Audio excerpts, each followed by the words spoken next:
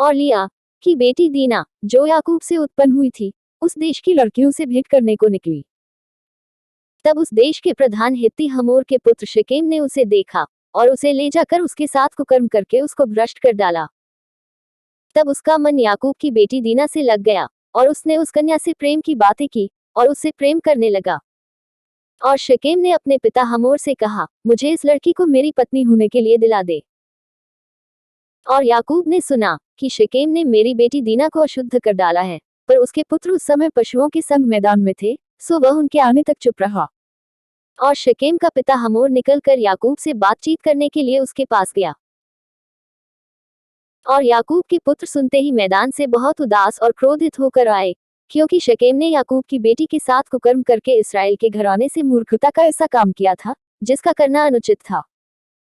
Hamor ने उन सब से कहा, मेरे पुत्र शेकेम का मन तुम्हारी बेटी पर बहुत लगा है, सो उसे उसकी पत्नी होने के लिए उसको दे दो और हमारे साथ ब्याह किया करो, अपनी बेटियां हमको दिया करो और हमारी बेटियों को आप लिया करो और हमारे संग बसे रहो। और यह देश तुम्हारे सामने पड़ा है, इसमें रहकर लेन देन करो और इसकी भूमि को अपने लिए ले लो। और शेकेम ने भी दीना के पिता और भाइयों से कहा, यदि मुझ पर तुम लोगों की अनुग्रह की दृष्टि हो, तो जो कुछ तुम मुझसे कहो सो मैं दूंगा। तुम मुझसे कितना ही मूल्य व बदला क्यों न मांगो, तो भी मैं तुम्हारे कहे के अनुसार दूंगा, परंतु उस कन्या को पत्नी होने के लिए मुझे दो।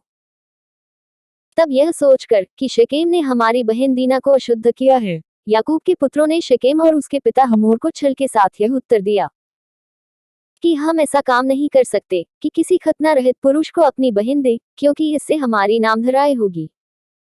इस बात पर तो हम तुम्हारी मान लेंगे कि हमारी नाई तुम में से हर एक पुरुष का खतना किया जाए।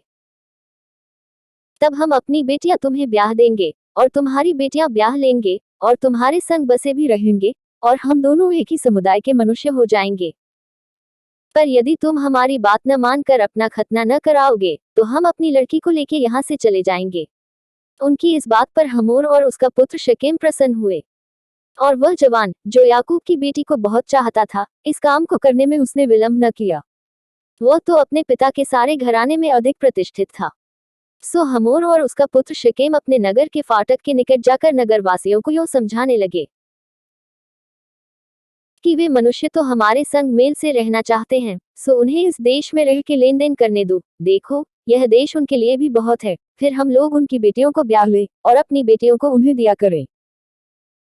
वे लोग केवल इस बात पर हमारे संग रहने और एक ही समुदाय के मनुष्य हो जाने को प्रसन्न हैं कि उनकी नाई हमारे सब पुरुषों का भी खतना किया जाए। क्या उनकी भेड़ बकरियां और गाय बैल वरन उनके सारे पशु और धन संपत्ति हमारी न हो जाएगी? इतना ही करे कि हम लोग उनकी बात मान ले, तो वे हमारे संग रहेंगे। सो जितने उस नगर के फाटक से निकलते थे, उन सबों ने हमोर के और उसके पुत्र शेकेम की बात मानी और हर एक पुरुष का खतना किया गया, जितने उस नगर के फाटक से निकलते थे।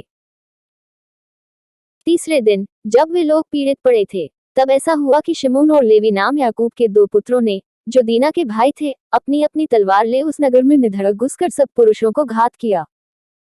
और हमोर और उसके पुत्र शेकेम को उन्होंने तलवार से मार डाला और दीना को शेकेम के घर से निकाल ले गए। और याकूब के पुत्रों ने घात कर डालने पर भी चढ़कर नगर को इसलिए लूट लिया कि उसमें उनकी बहन अशुद्ध की गई थी। उन्होंने भेड़ बकरी और गाय बैल और गदहे और नगर और मैदान में जितना धन था ले लिया। उस सबको और उनके बाल बच्चों और स्त्रियों को भी हर ले गए, वरन घर घर में जो कुछ था उसको भी उन्होंने लूट लिया।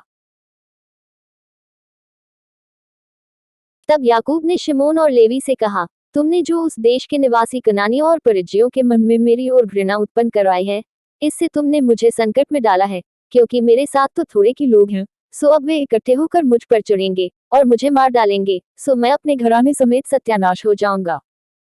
उन्होंने कहा, क्या वह हमारी बहन के साथ वेश्या की नाई बर्ताव करे?